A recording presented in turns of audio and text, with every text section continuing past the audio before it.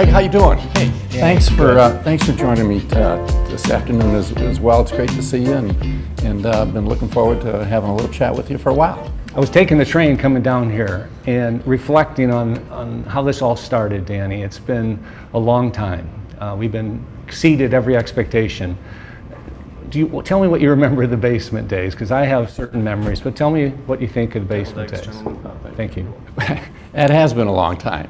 And it not only has it been a long time, but it's been a great time, right? I mean, one of our values and beliefs was to have fun. And somebody asked me the other day, have you had fun at what you've been doing? Well, I've had fun for eons and decades, and I've never really thought about it as work that we've had so much fun. But the basement was probably the start of the fun, and actually even before that, right? And we can talk a little bit more maybe about the genesis of the values and beliefs, but the basement was pretty unique, right? We started this thing in a snowstorm. You remember that day? Snow's good for us. And I still remember that so vividly. We got there, we had absolutely nothing. We had our two blank laptops that our previous organization gave us. They wiped them, so there was nothing on there. And I think that first day we went to the office supply store, and we had to get a few tables and some chairs, so we had something to sit on.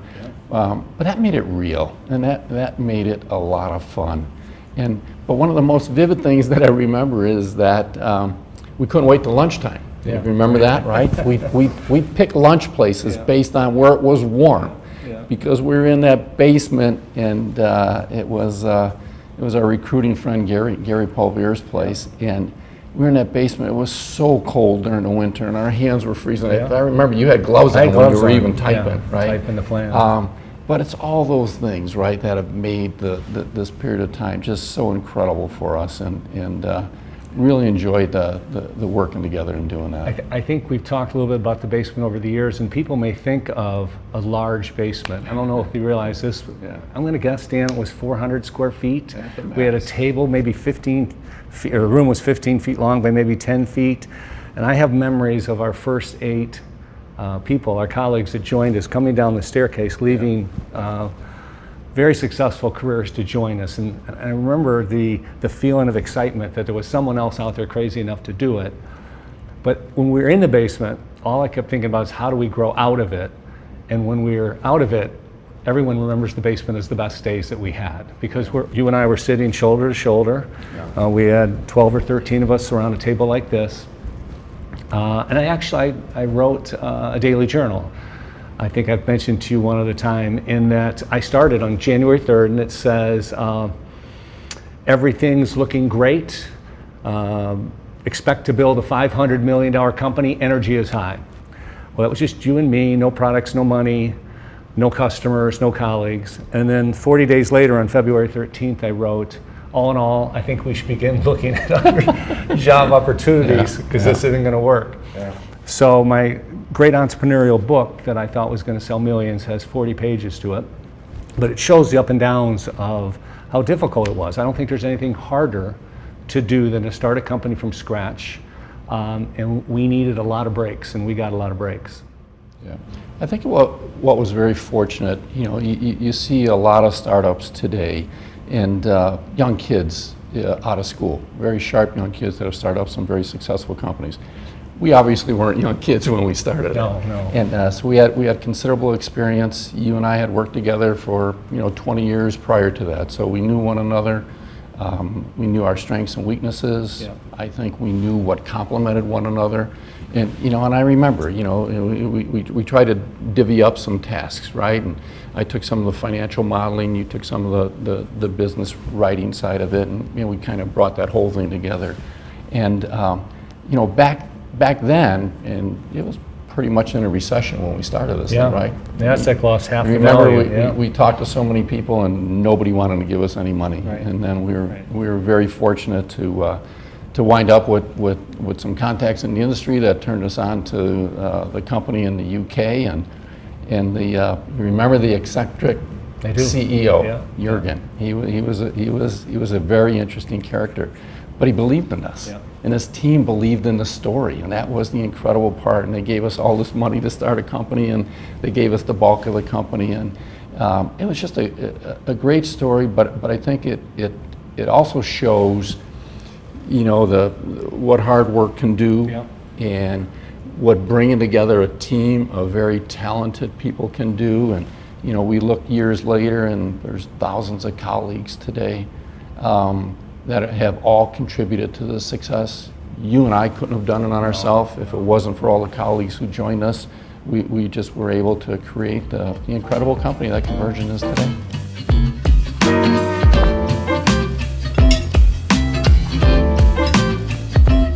My memory about traveling to the UK and dealing with that eccentric CEO was we made 2 presentations to him. Probably spent less than 3 hours. He stood up, as you know, in the middle of a conversation. When he was done listening, he just walked away and said, "Make this deal happen." And then literally months later, nearly $20 million was committed to us and allowed us to run the company. That just doesn't happen. If you think back, and we've had the opportunity now to reflect, if we had gotten venture capital money, which are people that invest in startups but want instant returns and they want them quickly and lots of pressure, we didn't have that. We had a strategic that gave us money over a long period of time. It was 7 years, as you know, and it allowed us to build really deep roots. So we're incredibly lucky that we met Jürgen. Yeah. We probably got 1 in a million, right? Especially I'd say back then, there was right? no number 2 in line, Dan. No, There was no number 2 in line. especially back then, right, in a recession. But it was also, it was the 2 of us on a piece of paper, and they believed in the story, and he believed in the story, and he had a very strong team. And I remember the one meeting we actually had with them in Seattle, and they presented their plan of what they wanted to do to expand in North America, and we presented our plan, and they took their plan and put it away. Yeah. It was just day and night difference. They didn't really get it, but it was opportunistic, but it was also a result of people and contacts that we had in the industry, and I think that's one of the other things that helped get this thing off the ground is.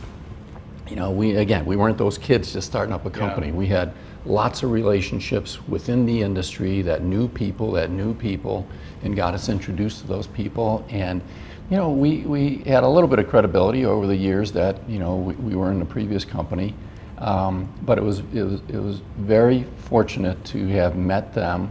They believed in us, and they gave us all the money to start. And, it was interesting, right? Because when you look at the numbers, we used their money for about 4 years. Even though the plan said 7, we turned this thing profitable in the first 4 years, which was incredible considering we were trying to build this very large company. And at that time, our vision was North America, right? Right. And we didn't envision the world until later on. But it was enough to get us started, and then again, because of the team and the people that we were fortunate to attract, this thing took off from day one and just never turned back.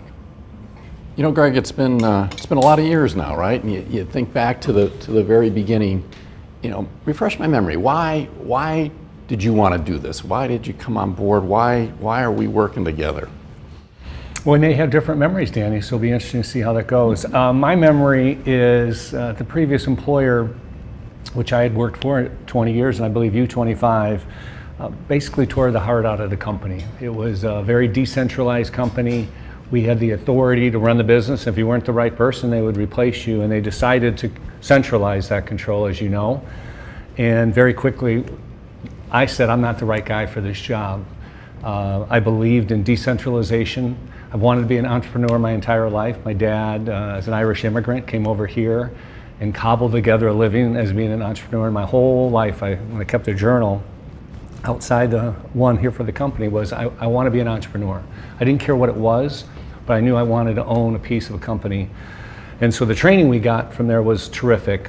And what that allowed, I think, us to do, which I'm interested in your thoughts, is to take all the good parts that they trained us on and we worked with, and throw away the bad parts. And that started with decentralized, empowered organization. We couldn't centralize this and build a big company. Right. Just didn't see it, no. Right. What are your memories of it? Yeah, it pretty much the same thing, and I think it goes back to the whole cultural side of it, which is why I think we're so intent on the cultural piece of it. is the culture changed. You know, culture changed. We had a very strong culture here in North America, and as that was more controlled from a global perspective, it changed to the point where, you know, I thought I would retire from that company, but you know, after 24 years, it was like, enough is enough. This is not what we signed up for, right? Nope. And along the way, we also saw an opportunity. And going back to your point in terms of, we got some good training. There's no doubt about that. And probably the best training was in the area and the focus on service, right? And we saw an opportunity in the marketplace that really wasn't being addressed from a service perspective. So from my view, I too, like you, wanted to work for myself. I didn't want to work for somebody, although I spent a long time doing that. But we saw an opportunity in the marketplace to deliver service more consistently than anybody else that was really out there.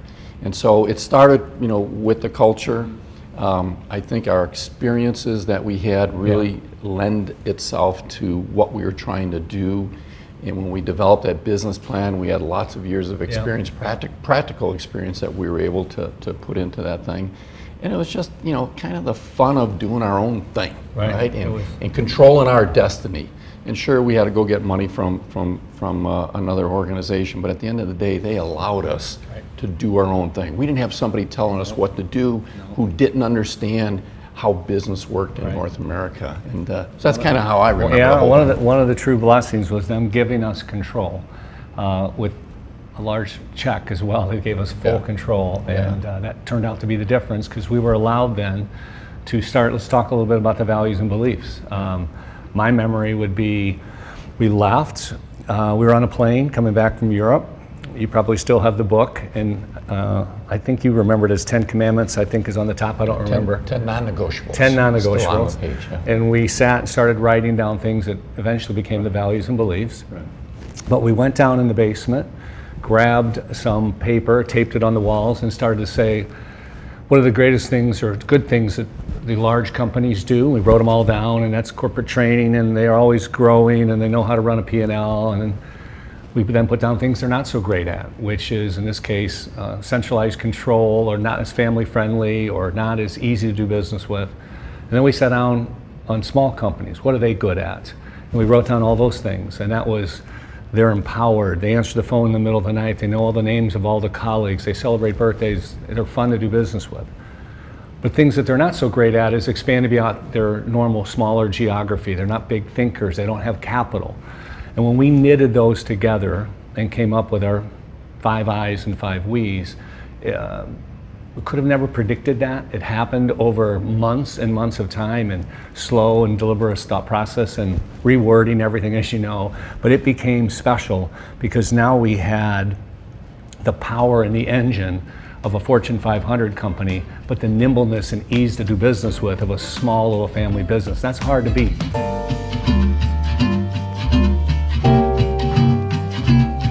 You know, Greg, just to kind of add a little bit on the values and beliefs, the V's and B's as we refer to them, is quite often people will ask is, why did you start with the culture, you know, versus, thank you, versus hiring, you know, people to come in and start selling and executing the business. And, you know, I kind of look at it as, you know, foundation, like this building here is. There is so much work that goes into this foundation that nobody ever sees. And a significant portion of the cost is in this foundation, right, to support this building or any large building or a home or whatever it might be. And I look at the V's and B's the same way, is that we spent a lot of time, and you were talking about the time before, is, you know, I looked at it and we spent about a year actually in developing the V's and B's. From the time we thought about it on the airplane and we put the initial 10 together, and then, you know, by the time we brought on our first, you know, 8 colleagues, you know, that right there was a 6-month period of time. And then we spent the next 4 or 5 months wordsmithing every single word. And words matter. Remember that? Is that we went through and we changed every little word because we knew to stand the test of time that words would matter.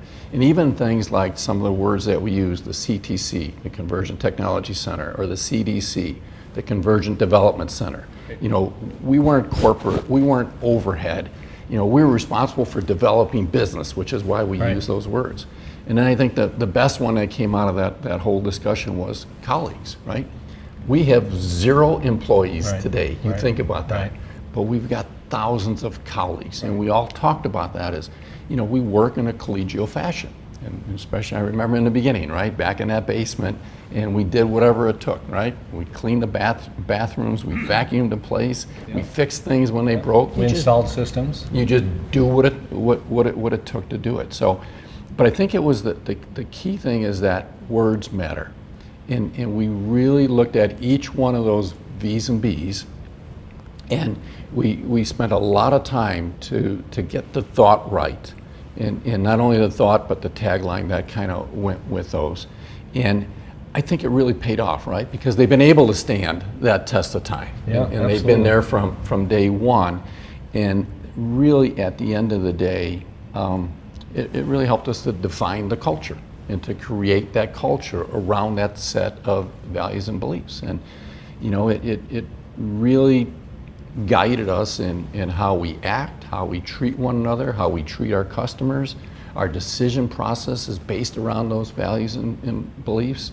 Our review process for many years has been built around the values and beliefs as well. Our award system is built around the values and beliefs. So that culture is the bedrock, has always been the bedrock, and it's the foundation for the organization. That's kind of how I look at it. I think you bring up a lot of good points, Dan. You may or may not remember that when we first started, we were going to buy a company and build off. Our original business plan showed us acquiring companies, as I'm sure you remember, and it didn't work out.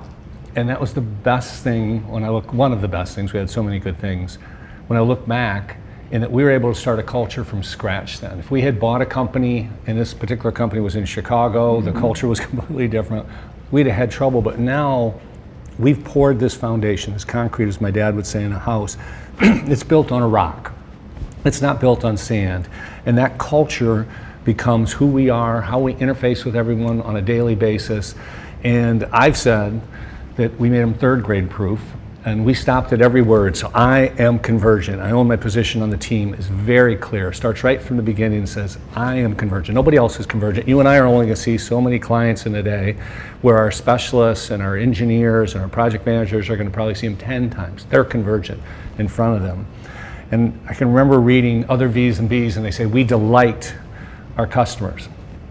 I'm not sure what that means, but I know ours says we expect to be our customer's best service provider. That's clear. We expect to be our customer's best service provider no matter what business we're in. There's only one answer to that. It's yes or no, and it's really hard to achieve, very difficult to achieve, but it's clear. And so I feel great that we haven't had to change them very much. A couple of tweaks that were appropriate, and we'll talk about that later probably. But they are the soul of the company. These values and beliefs it's the heartbeat. It's what makes Convergint special. Yeah, exactly. You talked about the first one, which I am Convergint, right?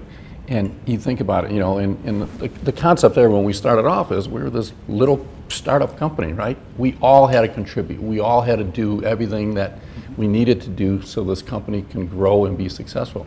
But that's as true today with thousands of colleagues as it is when there was 2 of us or 10 of us or 20 or 30 of us, right? It's as true today as that everybody, that's out there has to contribute. We're not an organization where people can kind of run and hide and not contribute, but they have been contributing. We would not be where we're at today, because remember earlier we said the 2 of us couldn't do this by ourselves. We were building this large, sustainable business. And we've been so fortunate to have the colleagues that we've got that really have adopted I am Convergint. Because when they're in front of that customer, they are Convergint. Everything that they do reflects on the word Convergint. Right. And if they mess it up, that really is a big challenge to the organization. But they've done such a great job. You look at the customers that we've been very fortunate over the years to acquire. It's incredible. The successes of this organization is attributed to the quality of those colleagues that we've been able to attract. Smartest thing we did, Danny, smartest thing we did when we did 2 things incredibly smart that we lucked out in. One was... We did a lot of things incredibly dumb too. Well, those are coming, hopefully mistakes. One was leadership for revenue, which you talked a little bit about, which people ask me about all the time. Why would you put leadership for revenue?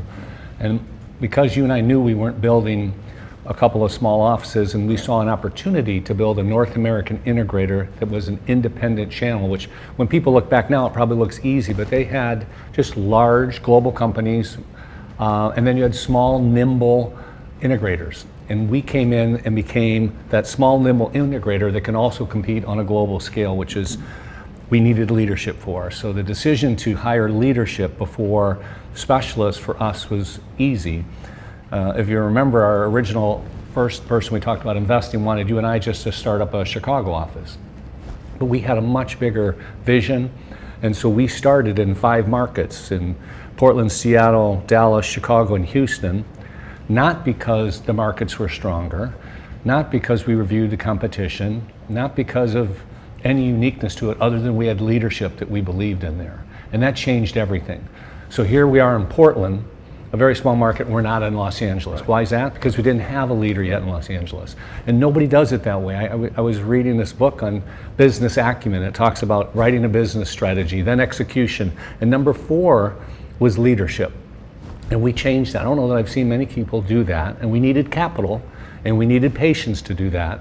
And so those leaders turned out to be, obviously they're all still with us, created a company right from the get-go that was going to be large enough to scale, but carry the values and beliefs down to every location, and very fortunate on that. I think you hit on a key word, and that's leadership, right? And somebody said you always talk about leadership, you don't talk about managers, and that's very true, because there's a significant difference between a leader and a manager, and I can illustrate it. Just this past weekend, I was listening to a podcast. It was a great podcast, and they were talking about a city that has got some challenges to it. And the host said, we need a manager of this city who knows what they're doing. And the guest came back and appropriately said, you have a manager who knows what they're doing. She needs a leader. You don't have a leader. And that really illustrated the point to me, and what we've talked about for all these years is, we don't have managers in this company. We have leaders. And there's a huge, huge difference. And I look at some of our competitors that have a whole bunch of managers, and they don't have leaders. Anybody can be a manager, right? And you get your power from your title, and you tell people what to do. But the power, the strength of Convergint is we've been able to attract incredible leaders that people want to follow, because they got a vision, they've got empathy, they know how to work with people, they're involved in the business. They're not just people that are looking after numbers, right? No. Managing numbers. And I think that is probably one of the key things, back to your point of one of the, better decisions that we made, and one of the better focuses that we had was in acquiring or attracting some of the best leadership and developing leadership in this organization. That's what's made this organization successful.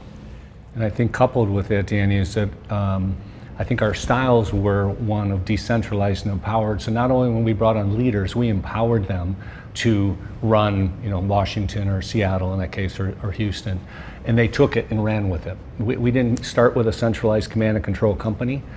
I think you brought up titles earlier. We didn't ever use our titles. All we were is, how can I help you? My name's Greg, how can I help you? It doesn't matter if I'm a co-founder or not. And I think that permeated through the organization, which is, I think we did a great job of decentralizing and empowering the local leaders, which then made, Stephen Covey wrote a book, was on you move as fast as the speed of trust, I think is the exact words. And we had trust right from the beginning with the first 8, that then went to 20, then it went to thousands, because we didn't have to have them call in to us or ask us for permission. Right. And can you imagine today, in Asia or Europe or South America, that people had to wait for something at CDC or something to give them direction? We wouldn't succeed. There's nothing that our colleagues need to wait on to satisfy a customer or as value and belief. We expect to be our customer's best service provider. That's all they need to know. Go do it, and they don't need permission. So I'm pleased, looking back, that we were able to create this empowered organization that everyone shared in the ownership of it, and everyone was held not only accountable, but there was a feeding of it. It's proven to be a very effective, now decentralized company. People ask me, can you scale?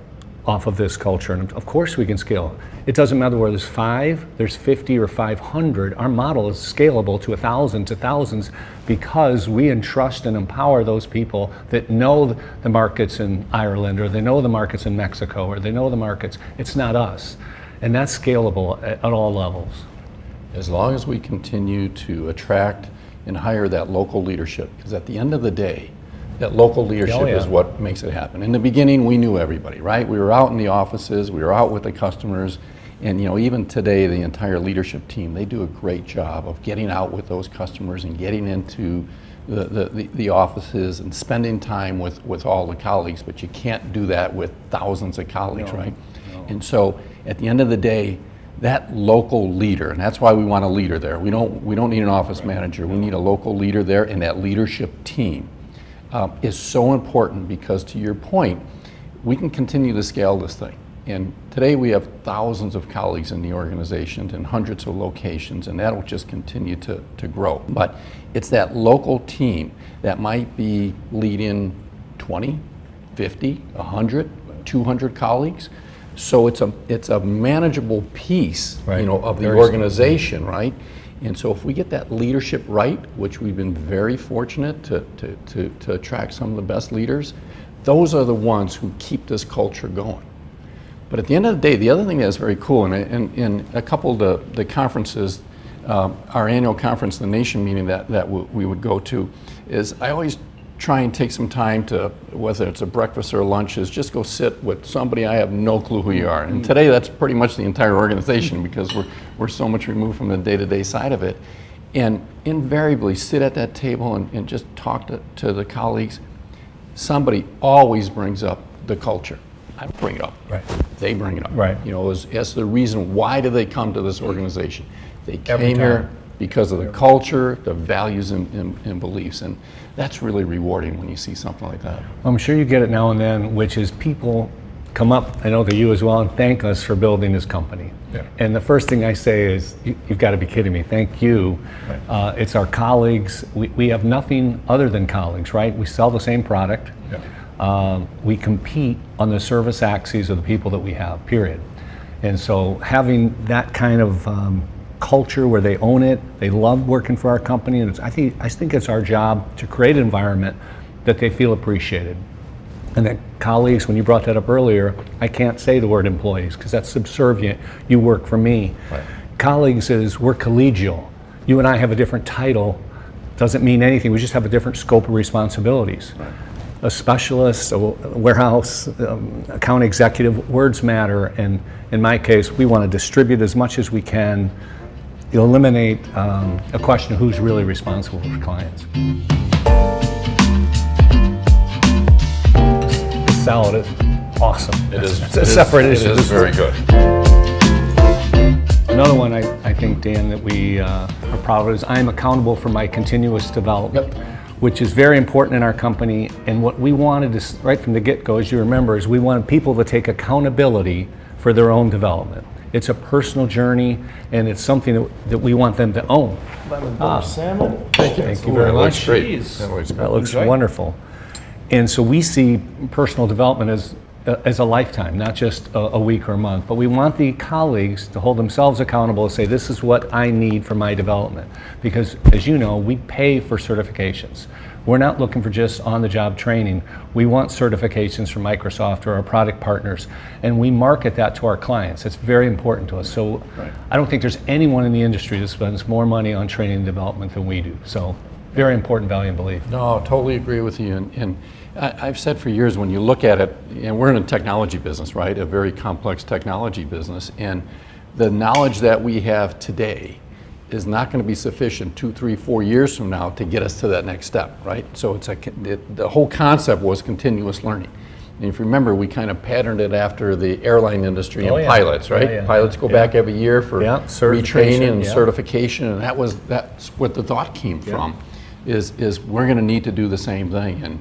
And yeah, with the millions and millions, the tens of millions that we spend every year on training and development, I think that's coming true. I don't think our colleagues expected that they want us to cut corners there, and it's just the opposite. We don't. We want them to be trained appropriately on all products. Right, because at the end of the day, when you look at it, right, we're not a manufacturer that we just go out and we sell widgets. Everything that we do is based on the quality of our colleagues, so that when they go to that customer site, they can deliver more value for those customers than anybody else in the industry. And the only way they're going to do that is by continuously improving their skills, right? Certifications. Awesome, awesome.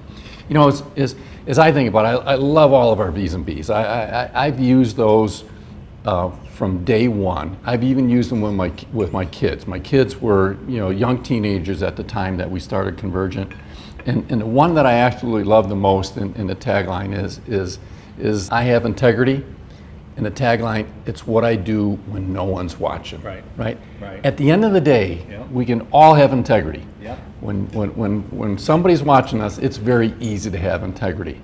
But it's a lot more difficult to have integrity when nobody is watching you. Right. And if you remember the kind of the reason we had that particular value and belief is, back when we started the company in 2001, there was so many of these CEOs from large organizations, they were going to jail because they were doing bad things, and their companies suffered from it. And Enron was very hot. Enron was one of them. Tyco was one of them, and we can go through the list of the CEOs that went to jail. But the key point there is what we wanted was our customers to know that any business relationship with Convergint was going to be forthright, it was going to be trustworthy, it was going to be fair, and there was no in between, right? And when you look at the poster, I still love that poster. It's black and white, right? When you look at that poster, there's no gray. It was our marketing department, Danny. It was a big marketing Yeah, it was a big marketing department, a couple of us, and that was basically it. But there's no gray. You either have it or you don't have it. And that's what we want to be able to convey to our customers, is that Convergint is a company with the highest ethics, the highest integrity. You never have to doubt a transaction with Convergint. Right? I just chip in one more thing, which our company's decentralized, which we've talked about a million times, but we have specialists and engineers in the field and sales professionals, and no one's supervising them. We built our company on trust, implicit trust. And so we wanted our colleagues to know that we trust them. They're on their own many times, most days they're on their own, quite honestly. And so I have integrity. We don't want to put a layer of supervision in on top of them. We have the wrong person if that's the case. So it should be one that's positively received as well, that we want them to know that we trust them. Yeah. I think that one has served us extremely well. Like I said, I use that with my kids when they were younger, right? I've heard others. Because it's the same thing. We can't watch them all the time, No. right? And so it's what you do when no one's watching. Some colleague wrote me a note that they created their values and beliefs for the baseball team off of our I's and we's. Yeah, And, that's awesome. I thought that was pretty cool. That's awesome. Well, Danny, my favorite is we expect to be our customer's best service provider no matter what business we're in. I think back when we worked with the former company, we'd sit in a room and we'd do surveys, a scale of 1 to 10, and the company was at 8.0, and we were saying, now we're at 8.1, what did we do with our thousands of customers to go from 8.0 to 8.1? And it never seemed to be relevant, to me anyway. And so when we put this value and belief together, it's very clear. We expect to be our customer's best service provider no matter what business we're in. So that means we're competing against Amazon. That means we're competing against the local painter, the architect, and we want that client to say, Convergint is the best that I deal with. And to hit that bar is incredibly difficult, and we accepted that. We don't tie our compensation to it. We understand that we don't even have a number, that, to my knowledge, that we associate it. We want to get every client, but I know how difficult it'd be for me to say that about somebody. But it creates this expectation of the way our company works together, that, you know, if we're doing a global account, the only chance we can be their best service provider is that we're all working together cohesively. And to me, if I was starting the company over again, a different company, I would start with that one. I've still never seen a value and belief that's more complete, accurate, encompassing, that's right on mark. No one can argue with that value and belief. I don't even know how we can make it better. So I would side with that one. It's the whole mission of our company. Right. Somebody said, why don't you have a separate mission statement? That is our mission, right? It has been from day one. It's been our main differentiator. And the one thing that I would add to that too is that when when we ask customers, is Convergint your best service provider? We need to be asking that in the context of their scale, not our scale. Not what we think is important, right? That's the important thing to me. It's what the customer thinks important. And what one customer thinks is important could be totally different than what another customer thinks is important. And so we need to understand that question is asked based on individual customers, what their goals are, what their expectations are, what the commitments are to them versus somebody else as well. I get asked that vision and mission statement frequently as well. And my answer to that is, one, in my presentation days, no one ever knew the difference between a vision statement and a mission statement. You'd present it, there are a lot of words, meant nothing. Once you walked out of it, they were confused. Was it a vision statement, was it a mission statement? And I like that we went with just values and beliefs.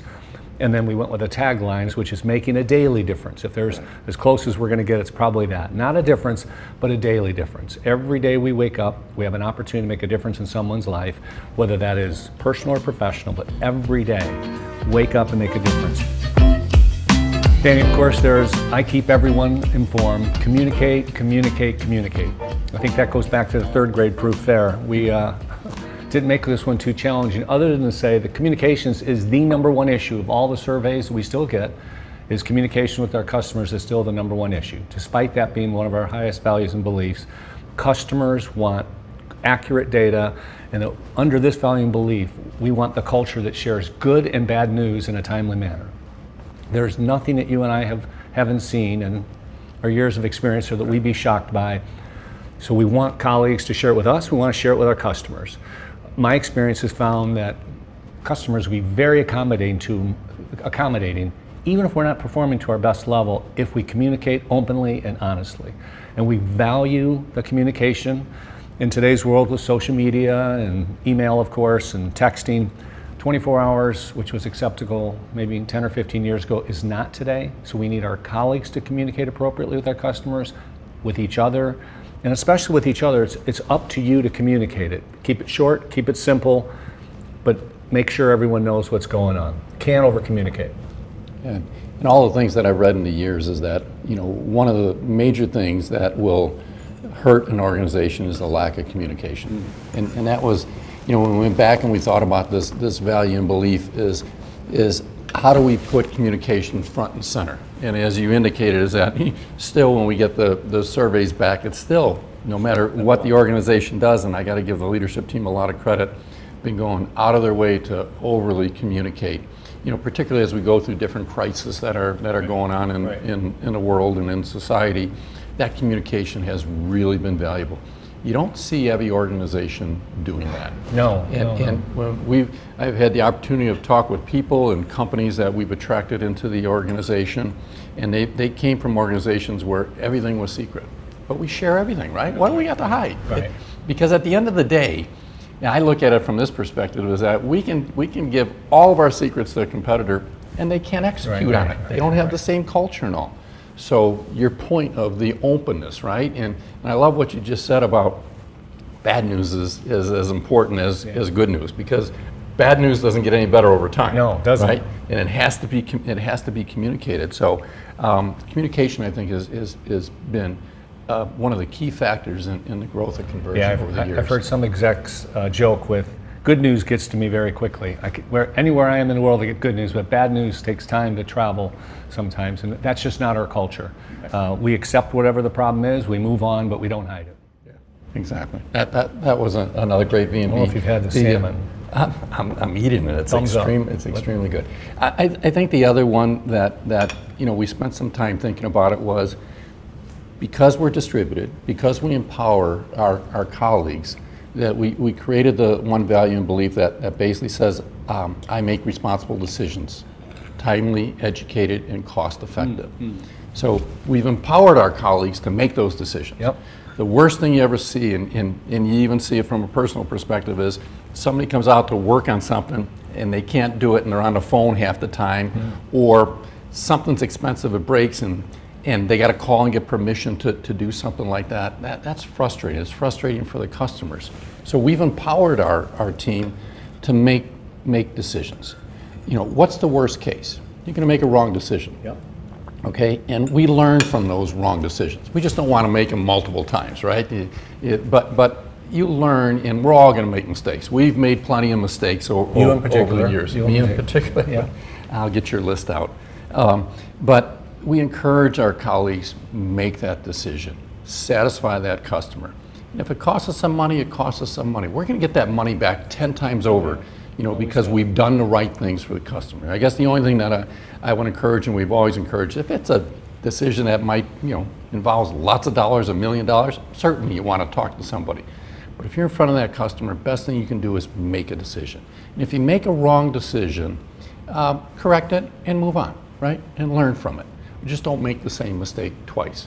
And I think one of the things that we've always said when it comes to decision process is that there's a difference between making a decision that turns out to be a mistake versus a bad decision. Mistakes are going to happen, but bad decision is because of carelessness, right? Not doing the right thing, not thinking it through. Those we want to minimize. Right. But don't be afraid to make mistakes. That's how we've grown. Think about the risks that we've taken over the years, and some of them didn't pan out.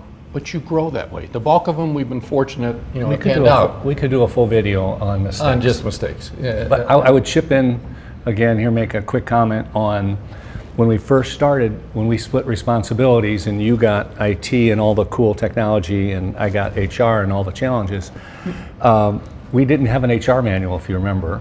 Right. And we had 3 or 4 top levels. If it isn't safe, don't do it. If it causes financial pain, don't do it. If it causes any customer pain, don't do it. Otherwise, do it. And we thought we were going to be able to get by with no human resources manual, just based upon 3 or 4 basic rules. But I Make Responsible Decisions falls underneath that. And we ended up obviously building an HR manual with all the infrastructure, but our whole culture is one of, you're in the field, you've got a customer issue, if it makes sense, it's not hurting somebody, it's a team player, make the decision. Right, exactly. Well, the other one that's close to my heart is we believe in balanced lives, family, business, community. I think this is one of the pillars of all the values and beliefs. This is where Convergint Day falls. This is where we want to show that we care about not only our colleagues, but our families.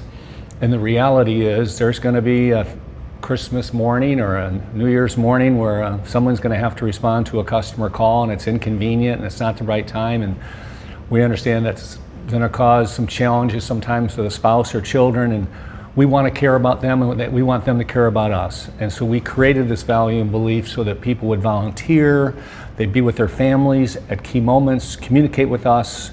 There's various functions and things that people want to be at, and we want to support that. You and I each have 3 children, now we have grandchildren, but when we started the company, they were young children, and it was very important to be a family-friendly company. It was one of our, we sat down, and I know I wrote an email back in the very early basement days. My daughter happened to be playing varsity softball, and I wrote you all an email that says, I'm really sorry, I'm going to be leaving at 4 o'clock, there's once or twice a week, to go watch her play softball, but I'll be back online and working at 6 p.m. And I felt incredibly guilt walking out of the office. And one of our colleagues, who was back in the early days, wrote me, thank you for sending this email around because I want to watch my daughter play when she plays in the future. And I just think that we as leaders need to also look for issues with colleagues that we work with. If they're working too hard, if they're feeling the stress and strains of business, we don't want that. We want them to be healthy. We want them to be pouring into their community. We want them to be loving with their family. And that's important to us. Yeah, I think we realized from day one, very early on, that this company is built around the colleagues, right? That's all we have. When we look at our assets, we got a few trucks, a few too many. Remember, we weren't going to have any trucks either. So that didn't work out very well. No. We got lots of computers, but our real asset are our colleagues. And it's not only the colleagues, but it's their families, right? And what we recognize is that, real life is not easy. Stuff happens in real life. And so we always said, right, just like your example is a great example. If you got to do something tomorrow afternoon and it involves your family, and whether it's a sporting event or you've got to take somebody to the doctor, whatever it is, go do it. We're not sitting there looking after you. You don't need to get permission. Go do it. we just expect that you'll get your job done. Right. Whatever it takes to get the job done. Right. Because we also expect that, what we also understand better is that, if things aren't going well at home, you're not going to be a real productive colleague, right? So we want to help you.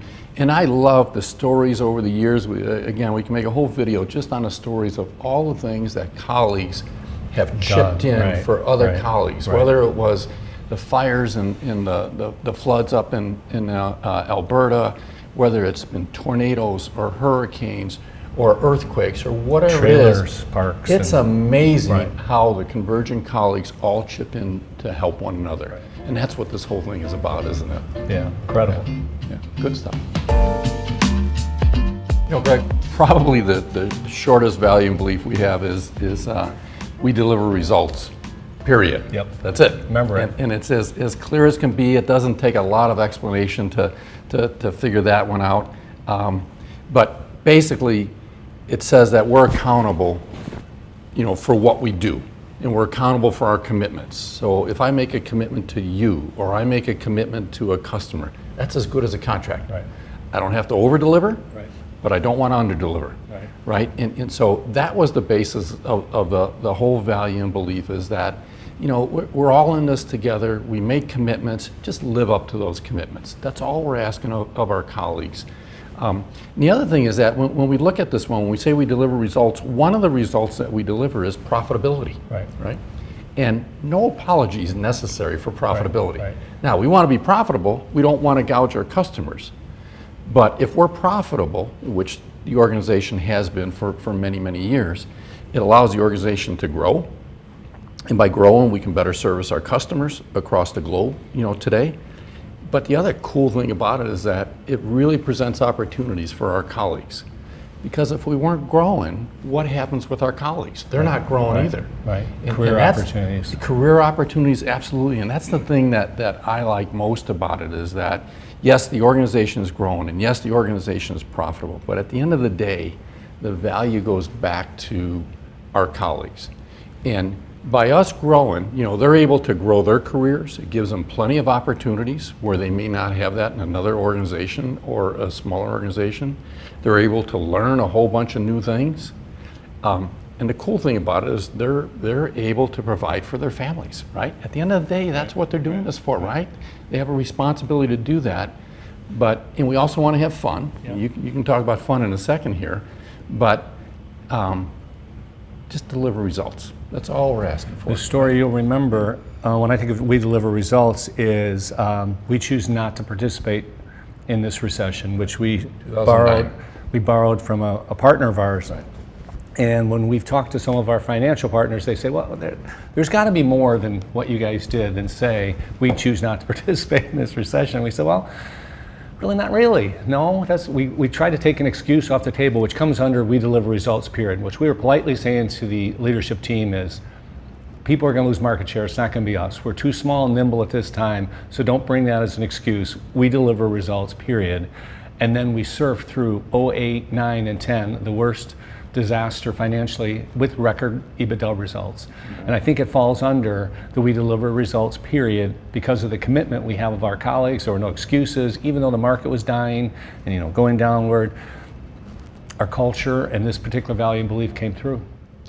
But we not only were able to produce the bottom line results, but we grew through that. Yeah, absolutely. Which gave opportunities to our colleagues to grow. We had lots of promotions as a result of that. We brought in new colleagues into the organization. We captured new customers. So it's all about the results. They delivered. And at the end of the day, that's what an organization is in place, right? We have a mission to be our customers' best service provider, help them achieve their goals. But we have to do it profitably so that we can reinvest in the business. And we've reinvested in this business for decades. And it just continues to grow. And I suspect as we keep a focus on the results, it's just going to continue to do that. Yep. So one of the things I had talked about is that, from our colleague perspective is, they can grow in a whole bunch of good things relative to their careers, but they can also have some fun. Talk a little bit about our value and belief. Fun and laughter on a daily basis, committed to fun since 2001, Dan. I think at the time this was the most stretched value and belief that we had. If you remember, we were making fun of corporate life at this point in time. We had a tagline, "So I got that going for me," which is nice when we first started. And we would use that whenever we didn't have anything going for us. It was to make fun of ourselves. When we were behind in sales, we'd say, "So I got that going for me," which is nice. And it created a culture of, it's okay to have fun. We're not brain surgeons. We're doing the best we can each and every day, but fun has to be part of what we're doing. And that can be dressing up at Halloween, our Convergent Nation conferences, making you go and look like Alice Cooper, just anything we can do to just lighten the load.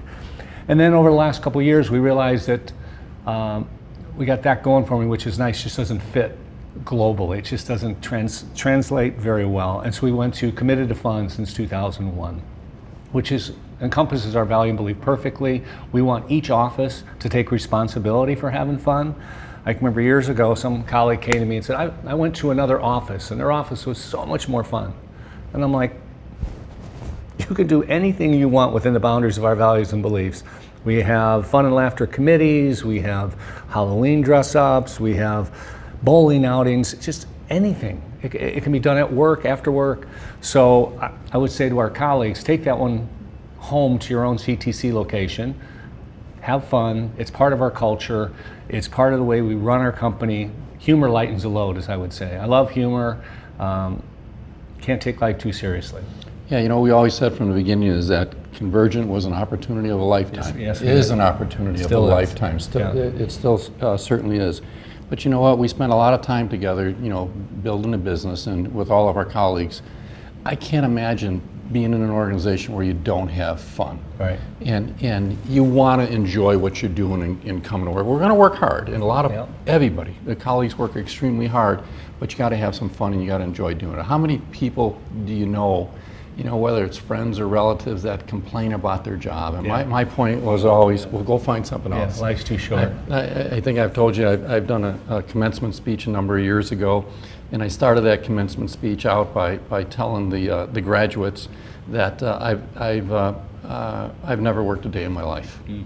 And I came back and I closed that whole speech by telling them I've enjoyed so much of what I've done that I never viewed it as work. But I think one other thing is important to say. You talked a little bit about changing this value and belief, and we don't take changing the values and beliefs very lightly. But that happened as a result of listening to our colleagues, and I give the leadership team all the credit.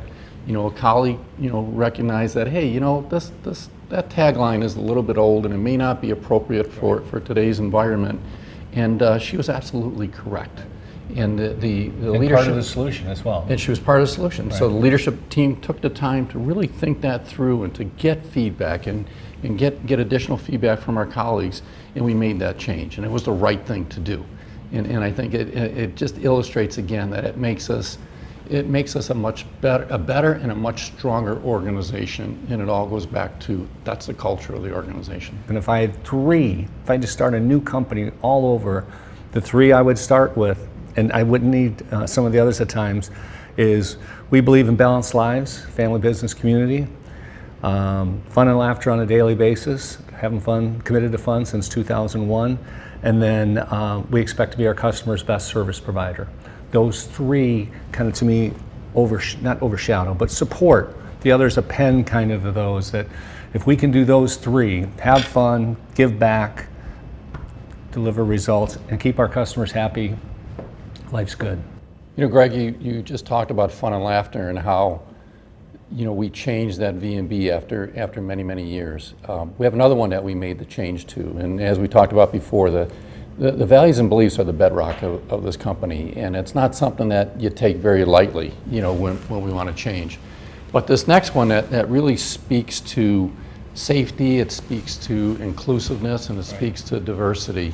That was an important change that we made to that particular value and belief. And so today it reads, we embrace a safe, inclusive, and positive work environment. And then every colleague makes a difference. And when you break it down, there's a lot that's in that particular one, right? Yeah. We've always talked about safety. And within the V's and B's, we always have lines and we talk about safety, we reinforce it. Start every meeting with it. Absolutely, and the organization's done a great job, from the safety director on down, to make sure that our colleagues are safe. And as I think you said a little bit earlier, there's no reason for anybody to get hurt in this organization. Right. And I remember what one of our safety directors told me years ago is that he's got one mission in life. And his mission in life is to ensure that every one of our colleagues gets home safely at night. I love that line. That's it's a great simplistic, line. It's focused. It's genuine. And it is genuine. And you can see in the results, right? We've been generally a fairly safe organization. Very safe, Danny. Our numbers are very safe. I go, not fairly, very. They are, but even one accident is one too many, right? So you want to get rid of it. But we always had safety built in within the V's and B's, but we never brought it up in the value and belief itself. So we modified this particular value and belief to include the word safety. And then we also added inclusive in diversity in terms of the environment. We always tried to create a real positive work environment, going back to what we talked about fun before, right? So that our colleagues have a lot of fun. But as the world's changed, yes, and the company's changed, and the company's evolved, and we've turned into this global international company, we really see the value and the benefits in being much more inclusive, being much more diverse. It brings so much more to this organization. And it really feels good that we have modified this one to focus on that. We put a leader in diversity and inclusion. That makes so much sense. We're a stronger, we're a better organization as a result of it. We now have people from all walks of life that have joined Convergint, and they can all be recognized, and they all make a difference, within Convergint. So I really like the changes. And again, we don't make changes very easily. No, it was a big deal. And like the previous value and belief and this value and belief, we spent a lot of time. The organization spent a lot of time going over the words, right? Again, because those words matter. Yeah. And I really like this value and belief. Well, inclusion diversity for us also helps us retain and bring on new colleagues. One of the biggest challenges we have, as you know, in the company is attracting the right talent. And I&D helps us do that. I was at a conference last week where they say vision attracts all people, but culture attracts the right people. I think with I&D, they can use our culture to attract the type of people that we want as part of our organization, and we'll be much better long-term with different thoughts, different ideas. We're obviously geographically diverse now. We have different languages. I don't know how many languages we're up to, but I saw that we had our V's and B's translated into Thai. Can't say that I ever expected that, but it's really comforting to know that we're getting input from all different parts of the world here on this. It's a great V&B. Actually, I don't even know how many today, but the V's and B's are now translated into many, many languages across the globe. It's hard. And whoever envisioned that, right? When we were on that airplane and we were penning this thing out, and it's we didn't think about it from a no. And the interesting thing about it, just as a little side note, is that not all of the words translate verbatim, right? Yeah. But the ideas do. Yeah. And I've had some people, help me understand the translation of in some of these different foreign languages, and the words may be very, very different, but the concept is essentially the same, which is very cool.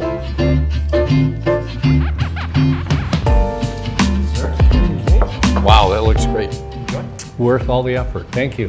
Hey, well, I enjoy my dessert. Seems fair. We've had a great discussion around the culture and the values and beliefs. What advice, cultural-wise, do you have for our leadership team? Danny, that's an excellent question, and I can't wait to eat my cake myself. I'll enjoy mine. Go ahead. But with Convergint leadership, our entire company was founded on positive leadership. We want to support leaders that are delegating out the power. I don't like leaders that are trying to keep power and centralize decision making. Our culture is all about empowering our colleagues and trusting our colleagues with decisions and supporting them and their families. I've used the term servant leadership throughout most of my career, and that creates an attitude of I work for you, I serve you. It's not the other way around. I never refer to someone working for me. I work with them. And a servant leader truly cares about the other person more than they do about their own success. And in my experience, you'll see people rally to that cause. They'll run through a brick wall for people that really care about them. And then there's a book that I read from Peter Lencioni that talks about the 3 qualities of leadership, which is humble, hungry, and smart. And it's the way I've interviewed for years. I'm looking for people that are humble. I want people that I could work for. If I sit across the table and I can't work for them, why would we ever put them in our company? Right. And then hungry is they're willing to put in the time and effort to be successful, because it's hard work. But then the third one is smart. It's not IQ smart, the smartest person in the room, it's EQ smart. They can read the room. They understand when colleagues are down. They understand when colleagues need to be rallied and be encouraged, because I see leadership all about encouragement. It's amazing what a compliment will do for someone. And I think in our handbook we show a part, one of our values and beliefs, we talk about just saying genuine thank you. I appreciate what you did for me. Has been one of the best things I've ever done in my career, when I either write an email or pick up the phone. And I want leaders that care about how their colleagues feel, and to support them in the tough times and encourage them all the time. Well said, Greg. I can't add too much to that. I go back on the recognition piece of it, because I think it's very important. You know, everybody you get to eat the cake. You can eat your cake. Everybody talks about the money aspect of working and all, but that recognition piece is very, very important. And to your point, you know, a job well done goes a long way. And what I would encourage our leadership to do too is that it's incumbent upon the leadership to set that example, you know, to the points that you were talking about. But I think we also have a tremendous opportunity here to keep this culture going with all of our colleagues. So we have thousands of colleagues across the globe. Yep. And if our leaders can do that same thing, where they can facilitate, enable our colleagues to take on that role as well. So it doesn't have to be a supervisor that said, hey, Greg, you did a great job today. Why can't it be a peer that says, hey, you did a great job today? That, I think, is as powerful, if not even more powerful, than the supervisor that's saying it as well. So that's something that I would encourage, you know, our leadership team to foster, you know, in their particular locations as well. But this thing will continue to grow. The culture will only get stronger because of a lot of the things that we talked about, particularly the inclusiveness and the diversity of a global organization today. And I think we've said for many, many years here is that the best is yet to come for Convergint, and I still feel that today, is that we've yet to see what the power of this organization and the power of this culture can actually do. I wanted to say that I'm grateful, Dan, for all that you've done for me. I've not worked around another person as long as I have you, almost 40 some years of my life. And you've been a major influence on my business life and my personal life, and I want to thank you for that. I don't know many people that 40 years later can sit across the table like we can when your co-leaders of a company creates different energy in many cases. And we never had a major fight. We always figured out we don't have tempers. But I just realized, looking back, how special this opportunity I had to build this company with you, and just want to say thanks for everything you've done. Well, it's very nice. I appreciate that. It's a two-way street. Yeah. It's a two-way street. Couldn't have done it myself. It's something that we did together. This whole thing has been a long roll, and you know, somebody once said is that, you know, if you're going to do something with somebody, you better do it with somebody that you like and somebody that you trust. Yeah. And I think it was that trust over the last, I don't even want to say how many years. It's a lot. A lot of years. Remember, I was in college when I met you. So so everyone understands, younger guy. We get that, but 40 plus years of working together. Yeah. Like I said earlier, is that I think we understood the strengths and the weaknesses of one another, and complemented one another. And you know, the old adage is, you want to surround yourself with people who are much smarter than you. I subscribe to that every single day. So but the difference is you're Dr. Moceri. I'm Greg Lernihan. That's only Dr. Moceri. That's only in the educational realm. That's not in the business realm. Yeah, but it's been a pleasure. Yeah, it's been a pleasure. Thanks. Appreciate it. Thanks.